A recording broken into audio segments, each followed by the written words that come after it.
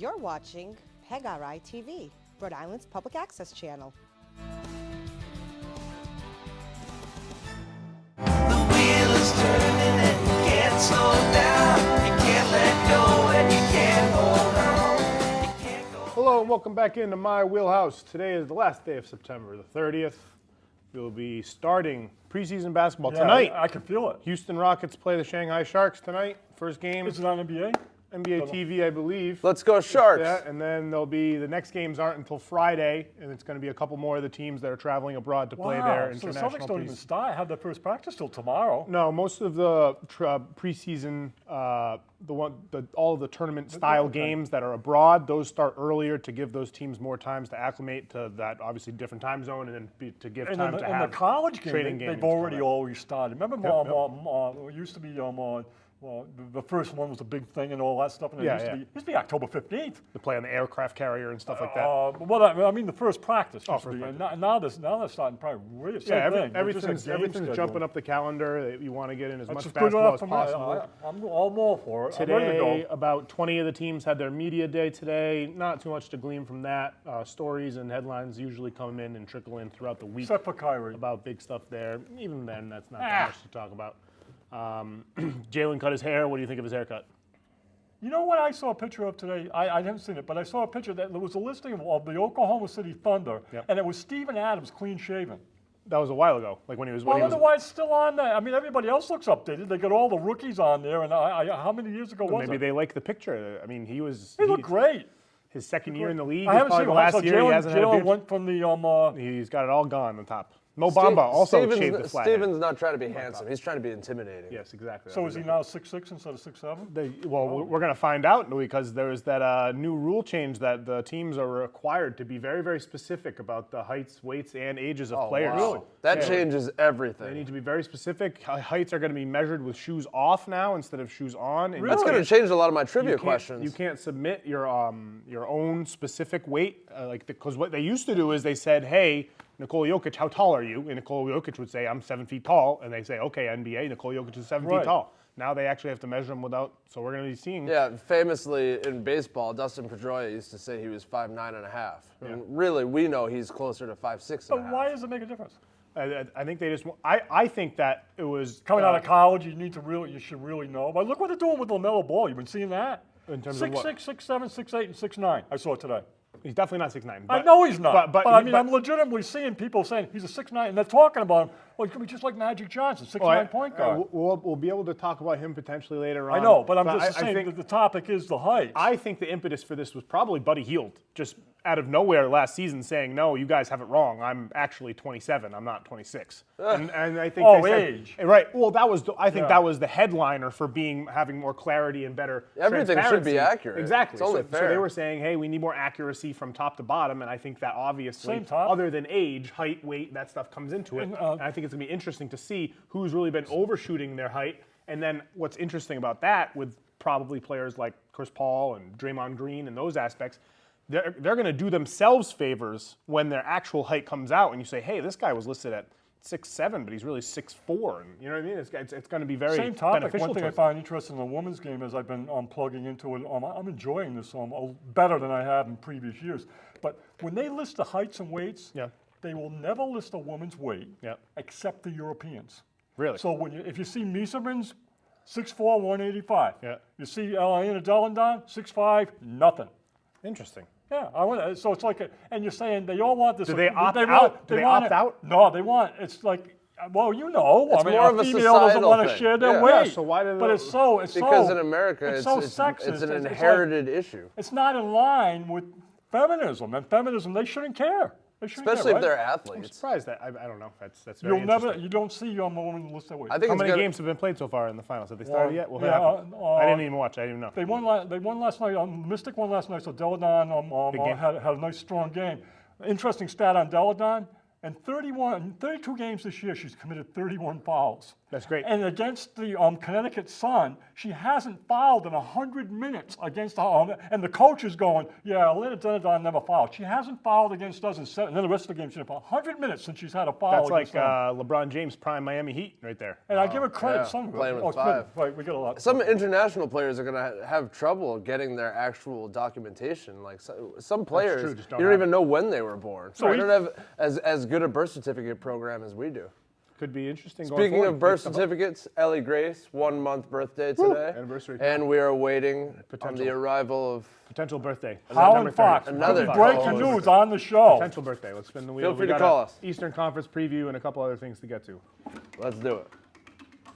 Very colorful. Could have done the show without the wheel time. All right, let's start it off with the 2020 top 5. A little bit too early to get used to. You know, I just thank you for that because it's like in previous years before the Wheelhouse, I never would have plugged into these guys. So it looks like a good class to me. I think that the How do you top, like it? I think it's going to be top heavy again, as the last one was in the beginning. More But top-line players, I think. Again, as it worked so last time, I think players will begin to weed themselves out. You're going to have risers that weren't there previously.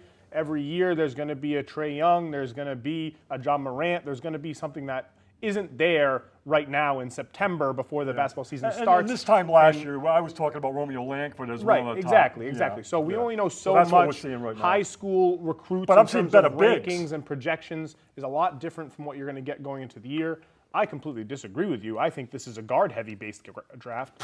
I'm seeing quality bigs out there. I think quality that bigs. One quality big. There's a consensus. I think out of the top 5, 3 of my top 5. There's a consensus 3 guys that I think are in most people's top 5s, and then depending on who you choose to round it out, really kind of gears more towards what you're looking for in a college or international prospect.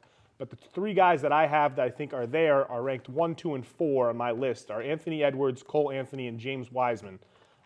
James Wiseman and Anthony Edwards are the number 1 and number 2 recruits, Wiseman being number 1, attending Memphis University with Penny Hardaway, and Anthony Edwards following in Victor Oladipo and all the other Crean disciple footsteps going to They've got Georgia. another recruit that's real strong, too. I'm really excited about both those guys, more so Anthony Edwards. I think he has the profile of a future two-way star. He has high defensive upside and a really, really athletic build with an ability to attack the rim really, really ferociously. And I like his ability to develop his shooting arsenal and offensive palette to a degree where he'll be able to score against a variety of defenses. chunky. He is thick. I don't think he's chunky, thick. though. Okay, well, Marcus Smart, I guess, type like that. He's in shape. He's got an NBA-ready body. Exactly. He's He's 6'5", 215 is what they're listing him. Again, that might be a little off, but I love the comp that you went with Oladipo. And he's Oladipo, but bigger. Yeah, and if so he's more not- durable, he's that's not, good. the same type of athlete that Oladipo. Oh, he's a not crazy. long He's a like crazy that. athlete. He is long. He's like a He is, 6'9", 6'10" wingspan. Yeah, he's got like Looks 6. more like And he I can like shoot, the but he's front also running. tough. He's tough. If he continues to develop his playmaking and his ball handling, he's going to be great. What I see as a negative with him is that I see him with blinders on when he's got the ball a lot. So that not all the time, but very often he's got the ball and all he sees is this right in front of him, and he's making his own play, and he's not really. And there are times he's in Jason the open Tatum. court when he sees and he makes passes, but a lot of times it's isolation, and he's not really seeing the rest of the players. I saw that sometime when I watched, I forget the name of his high school. It's in Atlanta. It's like High Valley Prep or some kind of prep I school, guess but you can understand it's it. a lower end prep. Yeah. It's not wow. one of the main like a name brute. stays like Oak Hill. It's not up there. But when he plays in like the Adidas Nations and those tournaments, I actually don't know if he participated in the Adidas Nations. I went back and watched that. I don't remember him being there, but. I saw more of an ability to be willing to see off and finding teammates on the corners. Obviously, playmaking is a portion of his game that he's going to need to develop further, but that's okay because he has other strengths that are his calling cards. Playmaking isn't going to be his number 1 thing. He's an off guard. He's an off guard. He's a 2. Jrue Holiday? He has good defensive upside. Jrue Holiday, sure. I think he's more athletic. I think he's an exciting player, and I think if he goes to a team with a playmaker, creator, and just some rebounding to be able to work him through his mishaps in terms of shot creator early in his career, I think he could pan out very fast. I sense a touch of attitude. And I don't know whether it's I think it's killer instinct. It more might so. be, but I don't like that evil eye he gives the guys after he dunks on them. There's almost like a nastiness, and it might be real There's good. good nastiness. I I'm mean, pro-nasty. I'm not sure. You saw that in Kevin At Garnett. this point, I don't know whether it's good nastiness or whether pro-nastiness. it's attitude. And I think It could be one or the other. blinders can sometimes be mistaken at the lower levels. He's just taken over certain games. Yes. And if he's impossible to defend and his his teammates and the team dynamic is asking for him to step it up, then that's what you see, But especially in highlight you can do reels. that and see the floor at the same time. Of course. Right, But right. I think you see that issue with a lot of these really top prospects. It looks like they got blinders on, but they just have to score as much as they At have this to. stage, you just got to respect everybody's opinion because we're all shooting in the dark. We're just starting to see these guys. Where's he going to be? Right now, he's my number one. Who's he playing for? Illinois? Georgia. Georgia. Oh, Anthony yeah, Edwards yeah. with Green. I really like him. He's my number one guy. My number two guy, Cole Anthony. Yeah, I like him better. I think that he's going to be really, really exciting. I think he's probably a favorite for out of these top prospects to be a player of the year caliber in college basketball. North Carolina. Exactly. I think he's going to be really have the keys to the offense and a system that will be geared towards him to score and to distribute the ball. Obviously, unlike Anthony Edwards, he does have a knack to find teammates all over the place. He also has that very similar, not the same caliber of athleticism that Anthony Edwards brings to the table, but a high-end athleticism, especially for the point guard position. I think he's explosive. I think I'm not 100% sure about on him defensively yet, but I think it's more positive. Hard to tell, but I've heard good. Yeah, I'm not 100% sure because with guard prospects in high school basketball and just from trying to scout based off of game film, I think it's hard to read whether the person they're going up against and there's a ball hawk against is just completely incompetent or whether they actually have a knack for it. You got the All-Star games, you got the AAU games. Right, those things where you some glean other more things to into it. look at. But then I saw him get beat. Things like effort and motivation come into play and those elements.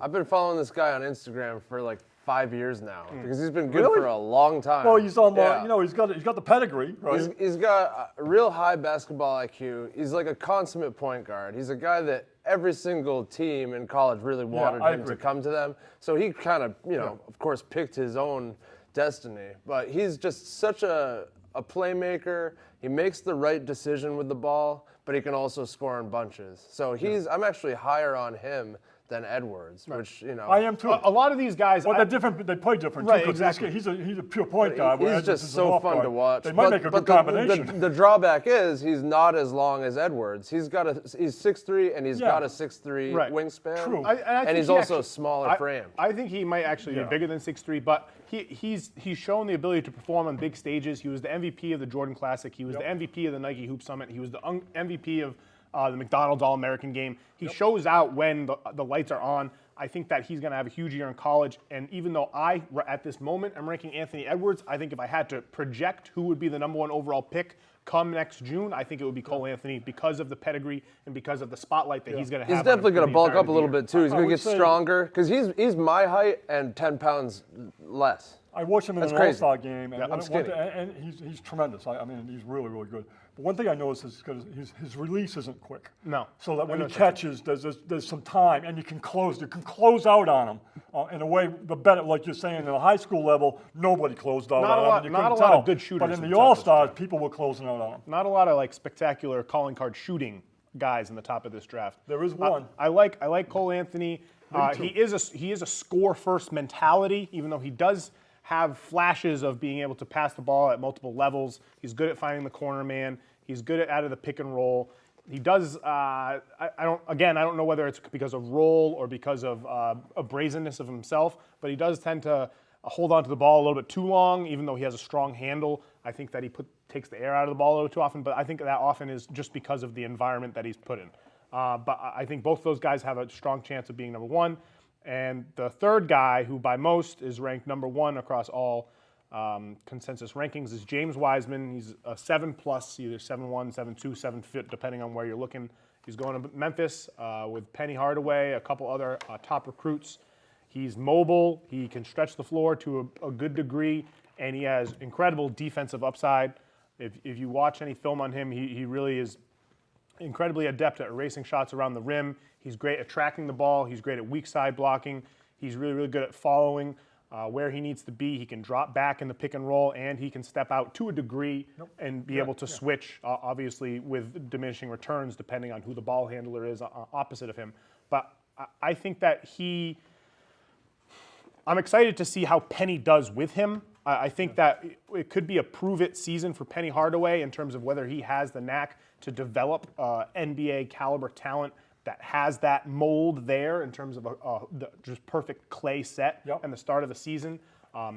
We can debate in and out whether the legitimacy or necessity of college for these top recruits, but it's been proven that depending on who the recruit is, especially on how raw they are, that college can do leaps and bounds for them. And I think that Wiseman is a person that needs this college direction, and I'm hoping that Penny Hardaway can give him there, because although I am excited about him in terms of what his profile is offensively and what he offers already on the defensive end, he has a lot of question marks in terms of what his offensive role is. Is it a creator on the low post? Is he a pick and pop threat? I'm not 100% sure about how he fits in 100% offensively. I need to watch more film, but I've watched some, and I'm uncertain on him offensively. Penny's experience playing with Shaq is going to pay dividends because he's the same exact height, and he might actually be a little bit longer as far as wingspan is concerned.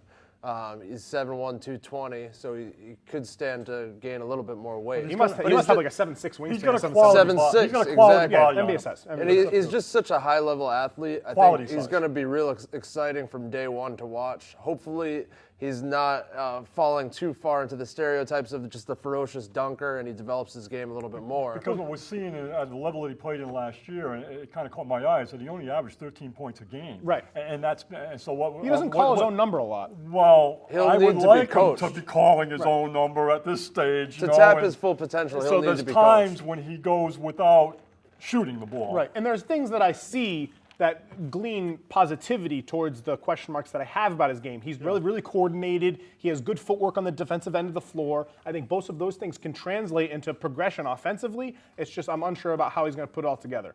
Would you agree that those three guys, Anthony Edwards, Cole Anthony, and James Wiseman, all deserve accreditation in the top 5 at this point? Absolutely. Of the In the 2020 top 5, but I have others that I think Okay, are so right who are there. your other two?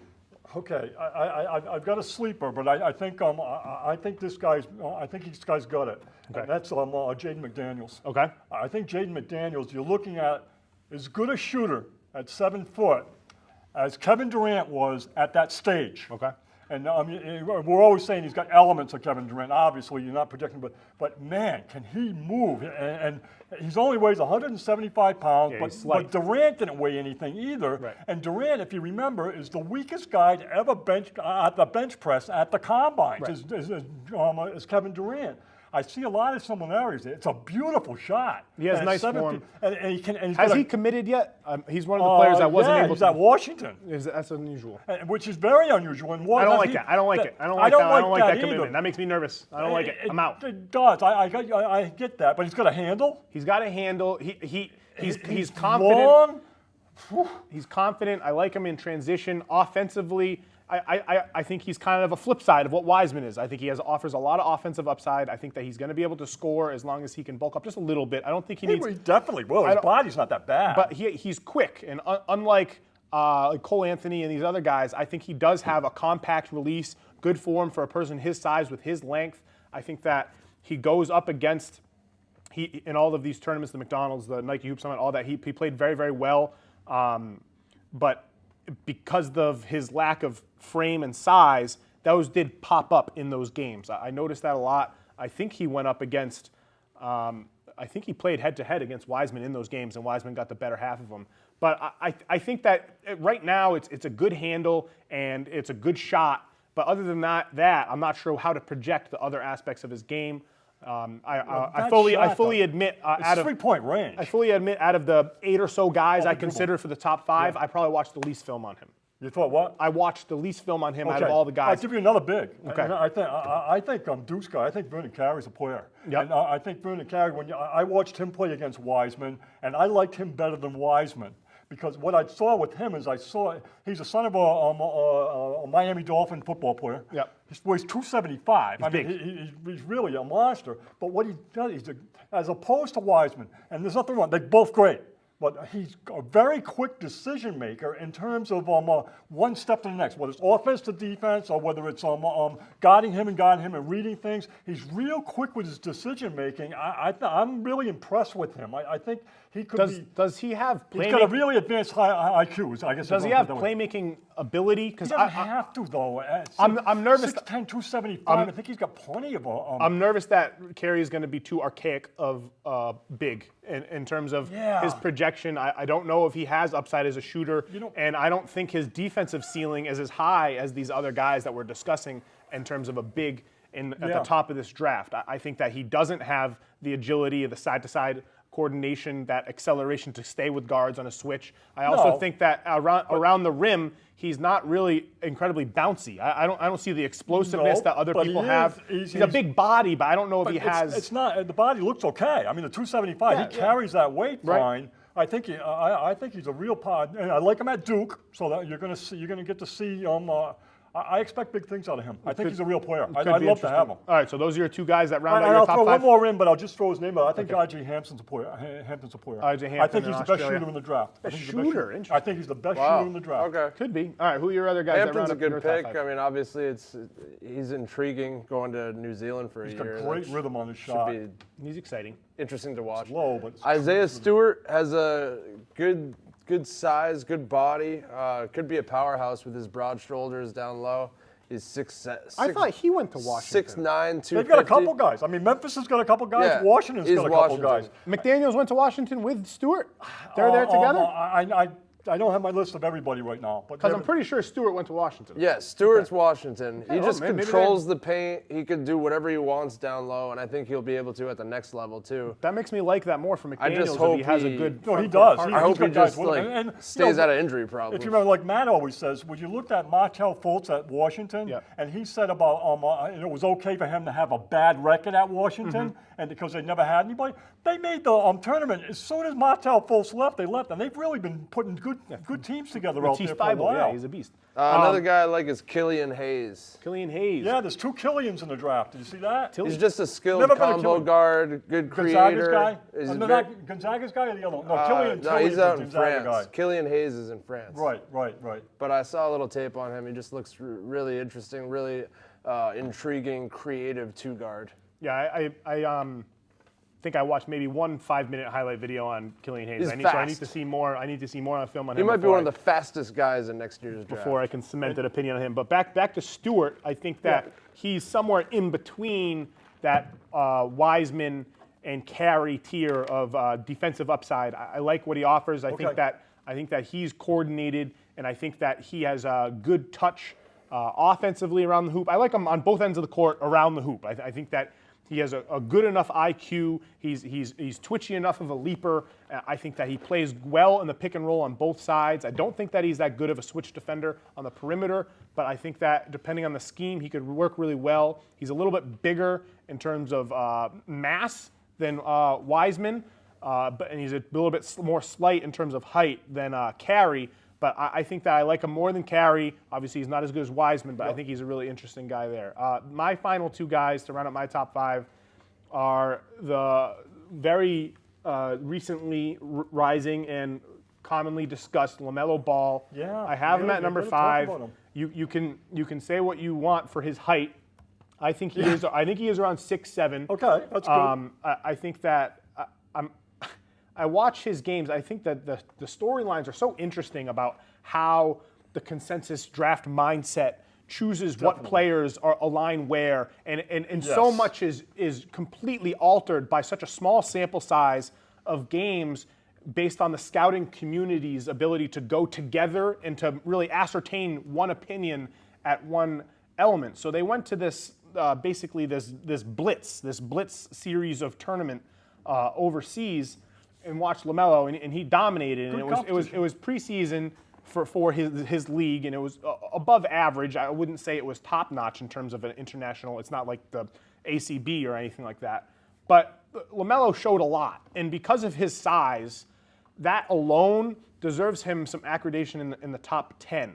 What we were seeing from him when Lonzo was coming out, and we were just joking around and talking about LaMelo and LiAngelo. We were saying LiAngelo has no shot, and LaMelo has a shot if he gets bigger, because LiAngelo had a shooting range, even though his form was wonky, and he had a lot of unusual quirks. He has offensive quirks. He has floaters. He has weird hang dribbles. He has a nice crossover. He has ability to snake in out of a pick and roll well. He's just creative overall. We've already heard executives try to definitely creative. We've heard executives already try to compare him to Luka Doncic, and that kind of shtick of offensive quality basketball and IQ-based approach is what he brings to the table. And now that he has shot up to at least 6'7", I'm really excited about how he can implement that at the next level. Very streaky shooter. Yes, and his form has improved. He's changed. Yeah, but it's amazing that the both balls have got bad shooting. It's weird. You see what car he's driving?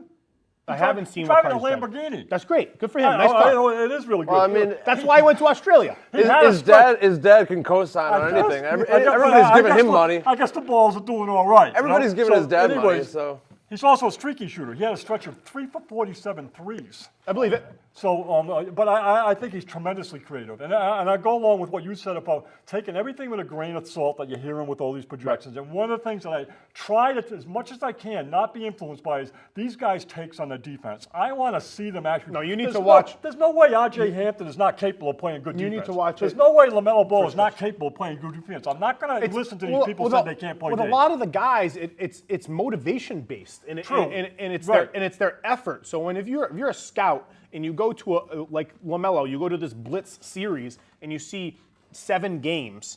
And in these 7 games, if he's not giving 100% on one end of the floor, you're going to translate that into him not having defensive technique, when in reality it's because there isn't application of the defensive practices that he needs to be having in a system. It could be coaching. It could be because it's just a preseason and he doesn't care enough, which is a whole different bag of issues. But I agree with you, and we're not going to know until we see a larger sample size of consistency of actual basketball being played. I think LaMelo is going to be really, really great. I think he has upside to be the best shooter in the draft, even though he is consistent, even though he does have a weird form. He's made it more and more concise. He brought his release higher than it was in his high school years and his Snapchat video days. But it's still a little wonky. It's still kind of chest passy. Yep. But I think he overall, in terms of the last year, chest passy. That's a good description. If you project it forward, I think he's going to continue to consolidate it more and get that release higher. He gets good elevation, but not so much that you need to worry about that really affecting in terms of a downturn later in his career. A lot of scouts and projections get nervous about people who jump too much on their jump shot in terms of how that will change and how they'll need to alter their jump shot later in their career. I think that his passing is, I think he's already probably the best passer in this draft. I think that his ability to put the ball in the right spot around the rim for his teammates is really, really fantastic. And his vision on the break is really where I think he separates himself. He's got like the elusiveness and the creativity of Steph Curry, but he's got like the size and the shooting of Spencer Dinwiddie. Okay, yeah, I'm in. Sure. No, I actually... A lot of upside So there. Spencer Dinwiddie, I forget who said that, but someone brought up Spencer Dinwiddie when discussing LaMelo Ball, and I thought that there was a lot there just in terms of the creativity and pick and roll and overall just the ability to find their own shot in unorthodox ways. I mean, LaMelo Ball is pulling up floaters from 19 feet away, and he's making them look like they're smart shots. It's very weird to watch. But you got to think, I mean, even if Steph Curry shot 15% worse from three-point, he would still be a transcendent player in this league. No, so, I mean, if he could channel Steph Curry, LaMelo does get the defensive respect when he's on the perimeter, even though if his percentages are closer to 30 than someone that should be respected. It's just funny overall. You don't know what to glean from it because before this blitz, LaMelo was universally ranked, I don't know, somewhere in the 25 to 30 range coming out of this draft. And then all of a sudden it's, hey, this guy should be a top 5 pick. And I have him at 5. So I think it's going to be really interesting. All in all, I think it looks pretty good. And you got to admit, we just went over some pretty good bigs. Oh, okay, and then my final guy is Denny Advija. Advija. Oh, yeah. I don't know how to say it, but he's the Jewish guy? Yeah, Israel. Okay. He plays for Maccabi Tel Aviv. Yeah. He's 18 years old. He has fantastic size. I think he's 6'10" with a 7-foot wingspan. He looks to be the next. He's not athletic. He's athletic enough. He's the international stereotype of average athleticism, but fantastic IQ, fantastic vision, great ability to be a secondary creator in terms of his passing ability, and above average defender. I love his ability to be vertical. He plays some 5 center for this Israel team. Wow. I thought that he showed a strong knock for that. He's proven to be able to be a go-to scorer. I think he won MVP honors at a couple of tournaments where he was the primary ball handler and the primary defender on the other team's superior player. I'm really excited about him because he's really, really weird. He defends. He's not really a scorer, and his shooting is incredibly inconsistent. His release is very slow, but it's nice form overall. If he can speed it up, I would trust it a lot more. But defensively, I think he switches, and because of his size and because of his passing ability, I think his versatility is going to get him court time, and I bet you he's a top 10 pick in come June. The comp that I saw was Diaper Doncic. Yeah, sure. I mean, that's a hot topic. It's a button thing to compare people to this guy now. He's weird in so many ways. Like, he's 6'8", 210. He can defend every position, it looks like. He's a great half-court scorer, but he's not quick. He's not super athletic, but he can shoot the ball. So he's going to be interesting to watch. There's a lot of similarities between offensively in terms of how they imprint themselves on a defense. Between him and LaMelo, I see them affect the game very similarly. LaMelo calls his own number a lot more frequently, whereas Denny is more frequently distributing. I love them both on the fast break and in transition, which is obviously a good calling card to have coming into this level of modern NBA. All right. Lots to get excited about. We'll obviously learn a lot more about these guys moving forward too. All right, Bleacher Report released their top 50 NBA players.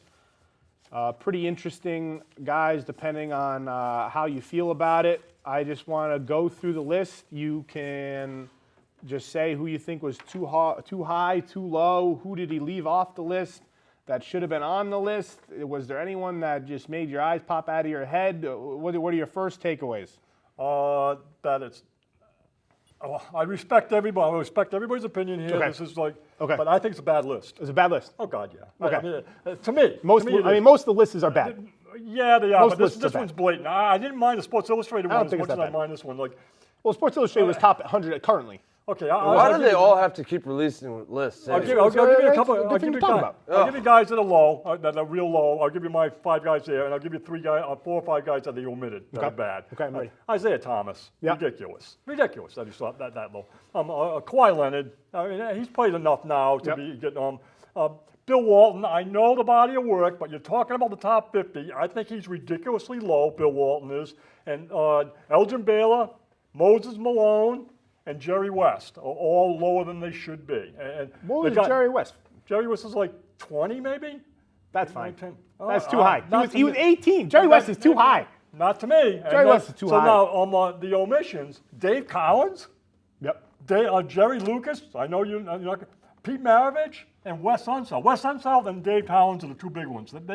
That's ridiculous, those 2 guys in my mind. Again, I respect everybody's list. But I thought that Cowens and I think that Carmelo should have been on the list. I think Iverson should have been on the list. But look, can we talk about guys that are on the list that shouldn't be on it? Been on the list. Yeah, well, I'm starting us off by just making it aware of who's not on there that I deserve. You spoke about who wasn't on there, who should have been on there. But if you go down, starting from the back of the list, let's talk about 40 to 50 real quick. The real hot button topic and the one that got the most flack on social media was having, as you noted, Isaiah Thomas so low. He's at 47 overall. If you were making your list in top 50, where is Isaiah Thomas top 25? He's the first or second best point guard of all time. No, absolutely not. Absolutely yes. not. Absolutely not. Yes. Absolutely not. I don't like his personality. Yes. How? No, I don't Tell agree. me who's better.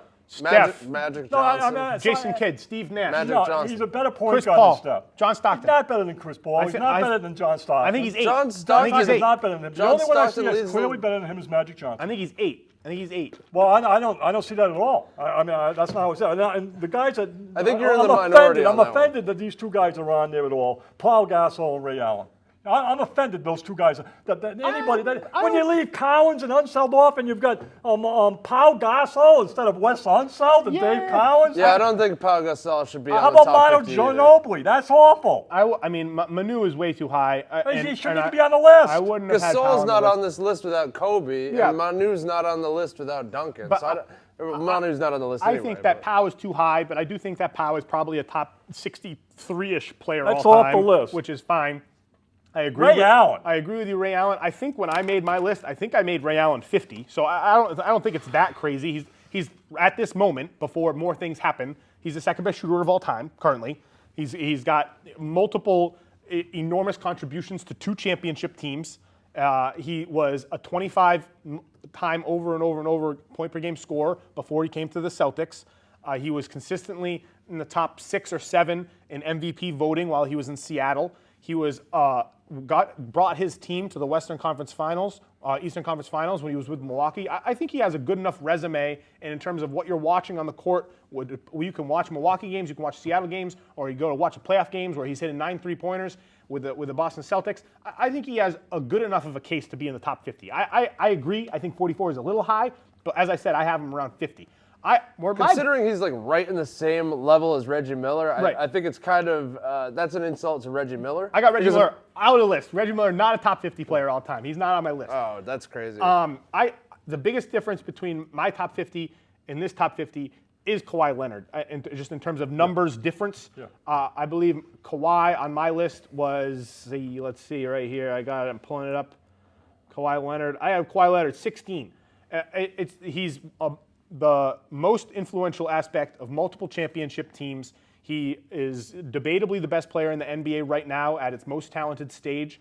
He has perennially been, since 2014, among the league's best players. I think that on this list, I think that Bleacher Report favored those that had a complete resume rather than those that are still building their resume. So I think that he was far too low. Shay, I agree with you so much on that one. It's like, that Kawhi Leonard rose above LeBron James. I mean, how good do you have to be to rise above LeBron James in everybody's eyes? Right. You got to be kidding me. Kawhi could take the place of any of the people on this top 50 list on their teams, respectively, and make them a championship team. Mike, Kawhi gets no respect here. I agree with the Isaiah Thomas. Isaiah Thomas was 7 spots below Adrian Dantley.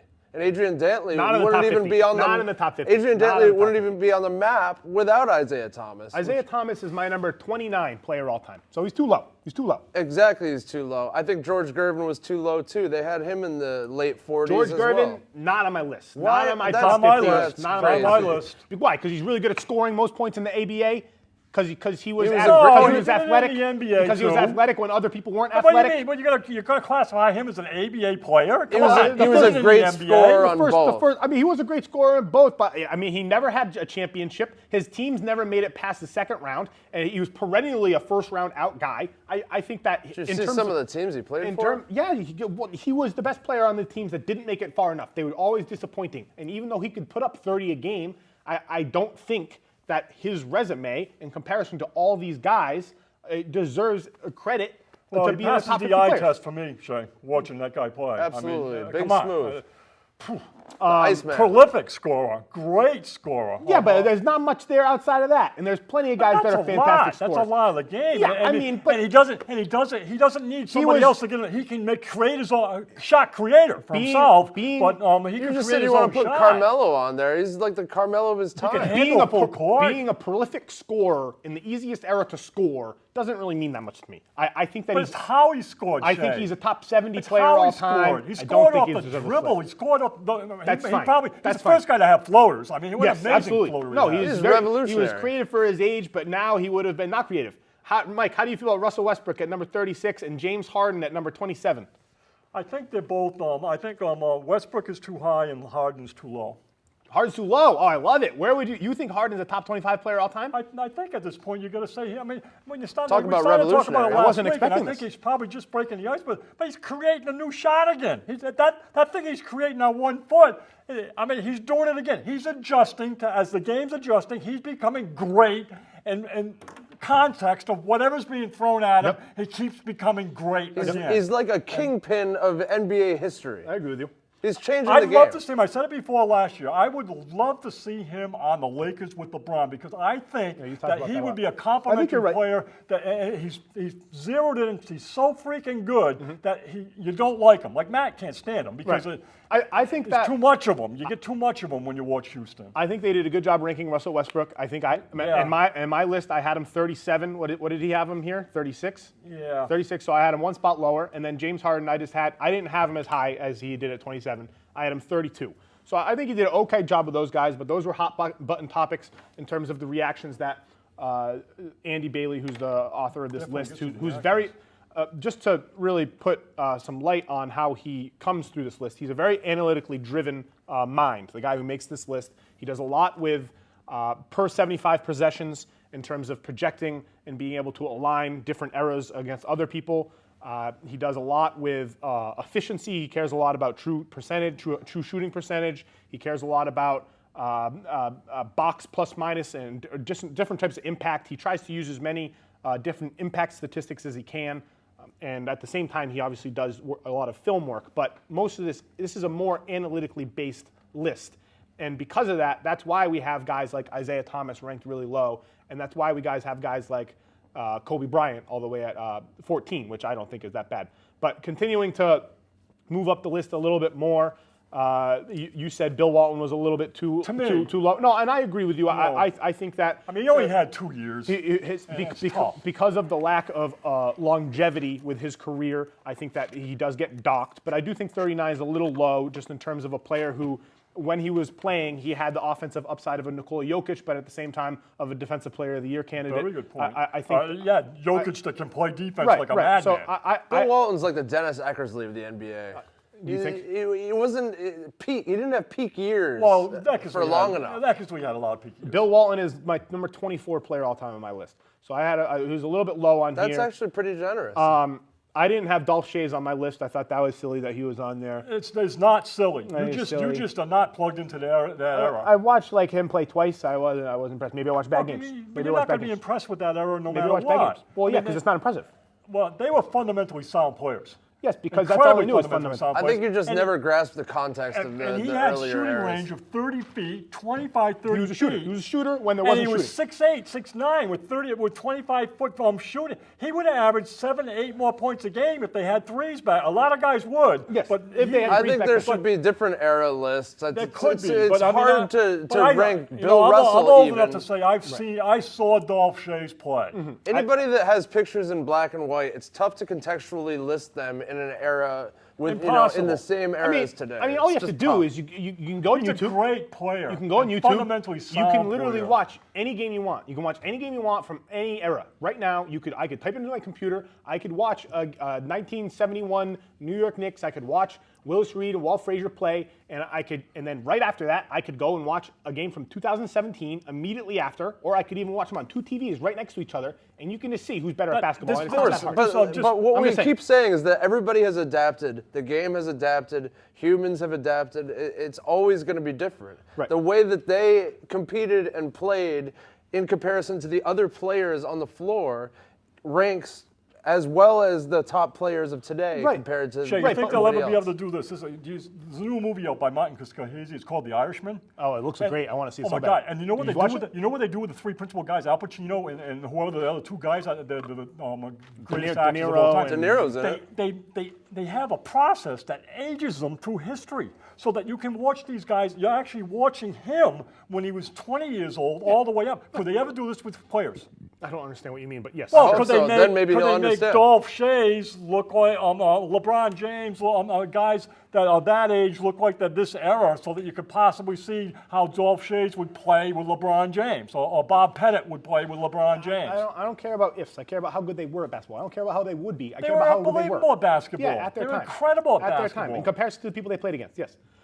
Going into the top 20, unbelievably fundamentally sound going into the top 20, they created the fundamentals of basketball. Right, and other people have perfected them and improved them drastically and changed what the meaning of fundamentals are. No, they have not perfected the fundamentals. They use the same fundamentals that were always there, and those guys were better fundamentally than these guys players were. Did you see Dwayne Wade at number 21 being too high? Too high. I agree with that. I think he was too high. I had him at 28 overall, one spot. I think Dwayne Wade consistently gets a lot of credit for being so likable. Yes, and, very likable. And such a consummate professional. Unless you're a Dallas Mavericks. And being a winner. Unless you're a Dallas Mavericks. He was also a winner, but you know. Nothing wrong with being likable, though. But who did he win with? He won with two of the more dominant players in the history of the sport. Well, in that final stretch with the Miami Heat in 2006, he was that player. He was that team's stronger player, stronger playoff presence. I think that Shaq was doing a lot of the heavy lifting in the regular season, but he's one of the fastest players of all time. He's one of the best defensive guards of all time. He's probably the best shot blocking guard of all time, unless it's John Wall.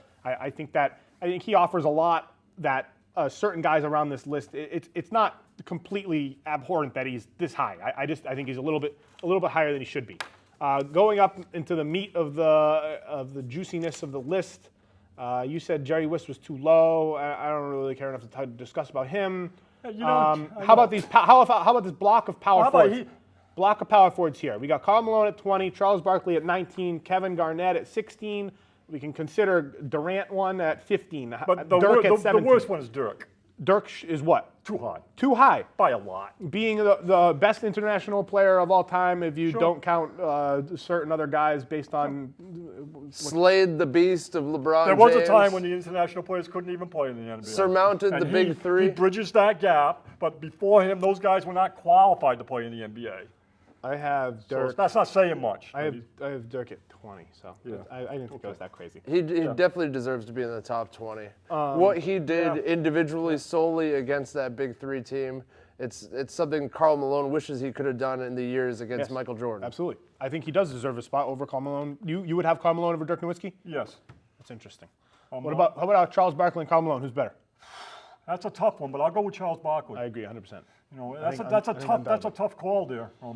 But he's an amazing 6'4". The raw amount of rebound was a freak of a player at 6'4", and so was Adrian Dantley. Yep. Okay, so how about the more modern players? I would say other than having Pau Gasol ranked ahead of Isaiah Thomas, I think having Steph Curry at 10 while Kobe was at 14 was the biggest gripe that a lot of viewers had with this list.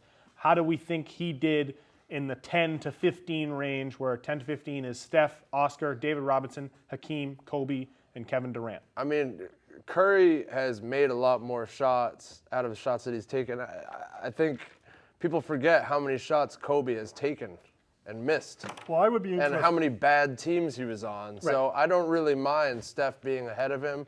What I don't like is Hakeem Olajuwon not getting much credit. I think he should be in the top 10. I agree with you. Because he was so great on both sides of the ball. I think oftentimes people lose in their memory banks how awesome he was. Incredible. Because of the Michael Jordan years. They think of the 90s, they think of Jordan, but Olajuwon was superb and beat a lot of superb teams in that era. And he deserves I'd be interested, Shay, just while we're looking at those players there, is what you think of Oscar Robertson. If you don't like Jerry West, do you feel the same way about Oscar Robertson? I have Oscar Robertson is one of LeBron James' favorite players of all time. I have Oscar Robertson 42nd on my top 50 players. He's one of the ones you think this way. I watched significant with what you're saying. I watched the game this morning. I watched the Milwaukee Bucks game, the finals game this morning. He looks slow. He is slow. He's stronger than everyone else, so he overpowers them. I mean, we could just go back and forth with you guys arguing about eras forever. I mean, I've watched games it's never on the going Royals to change. too. I've watched games on the Royals too. I've watched the same games you've watched. If anything, I've watched them more recently. I just don't. I think that he's an elite player against the people he's playing against. I think athletically he wouldn't stand off the page against the people of modern NBA. I think Sloan's right. You made your point very clear. I've got Oscar in the top 10 myself. So how do we feel about, you spoke about Hakeem. I agree with you 100%. I have Hakeem 9th on my list overall. How do we feel about Hakeem in comparison to David Robinson? Obviously, he had David Robinson one spot above Hakeem. I think these two guys are in the same discussion. If you look at in terms of efficiency metrics, statistics, especially gearing more towards the regular season, a lot of those lean towards and point towards David Robinson being the superior option. But once you start to look and peek into playoff performance down in the clutch of games, and just overall, obviously, championship resumes, Hakeem tests out a little bit better. I have David Robinson at 13, so I do think Hakeem's a little bit better.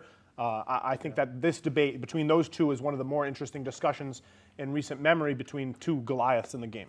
I've got Hakeem 10 and I've got Robinson 11. Yeah, exactly. They're right there neck and neck. Robin was pretty amazing. His true shooting average was elite. His defense was pretty good. He was a heck of a scorer, but he just never really won without that second piece, Tim Duncan. Are his statistics inflated from a weak San Antonio Spurs team in the late '90s? No, he's I don't really think so. He's a guy that went to the military academy. Which one did he go? West Point? Army. Army. All right. West Point. Even if he was on, and he got into the Army because you got to remember you couldn't be 6'6". You had to be less than 6'6" to get into the Army. So when he was coming out of school, he was small. He big. He was 6'5", 6'6". He plummeted. So he had a game that was different. He had a complete game. And I think his plus minus, even on weak teams, was amazing. Like his plus minus was only surmounted by Michael Jordan's in the 90s. No, yeah, that's saying something. All-time plus minus is LeBron 1, Jordan 2, David Robinson 3, and then I think it's Chris Paul 4, which is very interesting. The rest of these guys around here, I actually had on my specific list, I have Kevin Garnett as the 10th best player of all time, and Kevin Durant as the 11th best player of all time, and I put Kobe up at 12, where he had him at 14. Yeah. Those three guys, more so Kobe than the other people. How do you feel about, again, to reiterate, an analytically driven list that obviously docks Kobe for his perennial ability to be incredibly inefficient over the years, and it makes him not as high as he should be. Right. I don't think. Obviously, I just said I have him 12. Yeah. I don't think he's a top 10 player all time. I think that for 4 of his 5 championships, he wasn't the most superior player on the court in those NBA finals.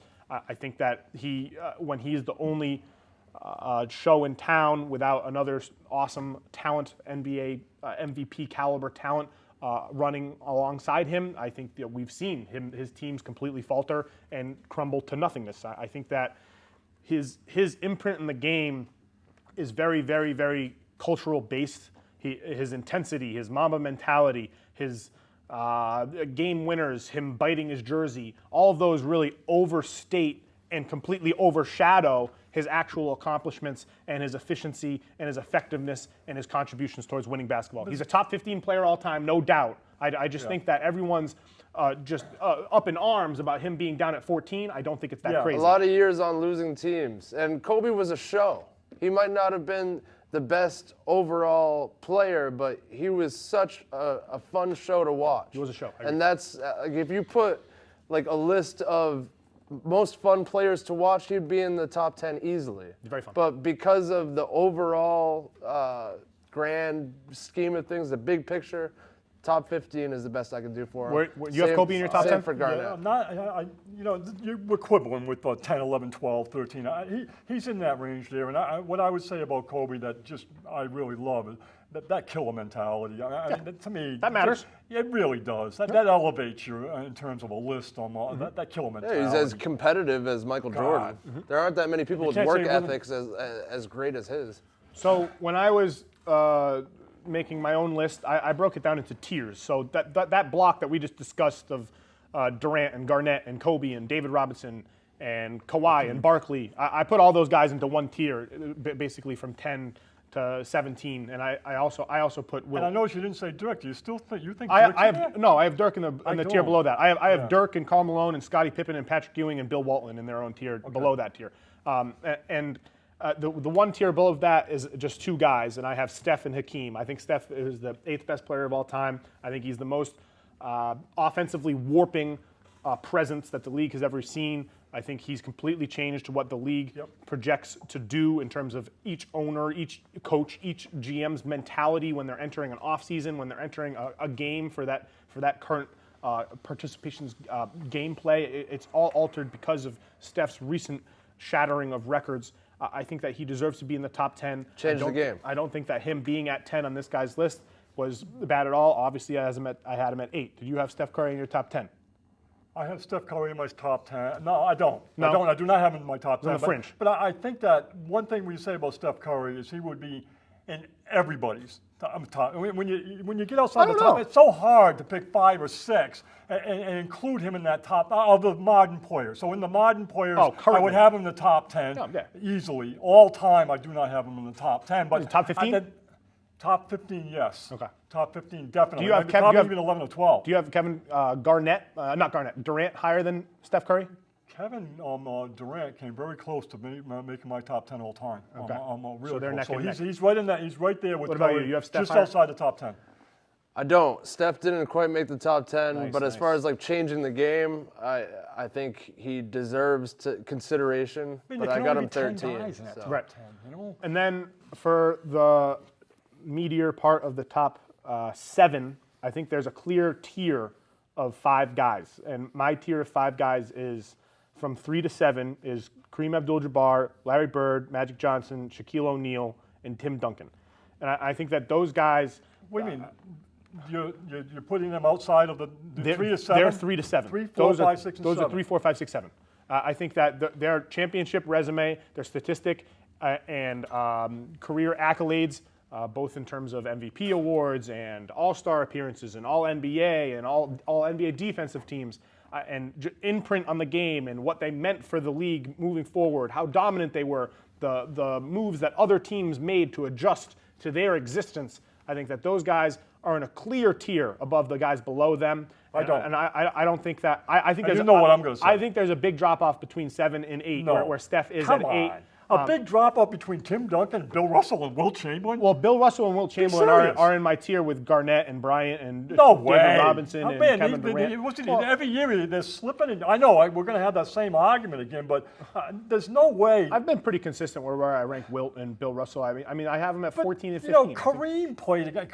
They matched Kareem perfectly. I mean, they were just as good and better than Kareem. But Kareem's awesome. They played, my quibble was with Shaq and Duncan. They played Kareem. They're better than Shaq in my mind. They played Kareem I respect in everybody's the list. very small aspect of the beginning of his career, and then Kareem continued to have a 20-year-long career of extended dominance where he was one of the most winningest players of all time. He was absolutely a top 5 player. It's so hard to do this because some of them I give points for longevity, some of them I give points for winning with less help. It's very hard to can't. I mean, I can't. I'm not completely put together a list. You just can't. I mean, just respect everybody's list. That's all I ask you to say. Yeah, you know? for sure. And then their own my tier, list would not be yours. Their own tier at the top. I have LeBron 1 and Michael Jordan 2. It's negligible. You can choose however you want. You pick your favorite, and that's how it is. I think they're in their own tier, but that's how I went. All right.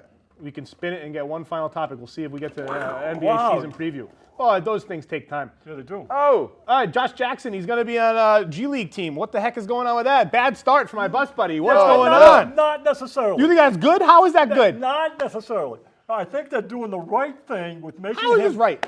Making him prove that he has an attitude. I don't think it's got anything to do with his game. I think it's got everything to do with his head. And that he's got his recent things. I mean, his kid smoking pot with him or whatever that was at 10 years old. I think that was a fake story.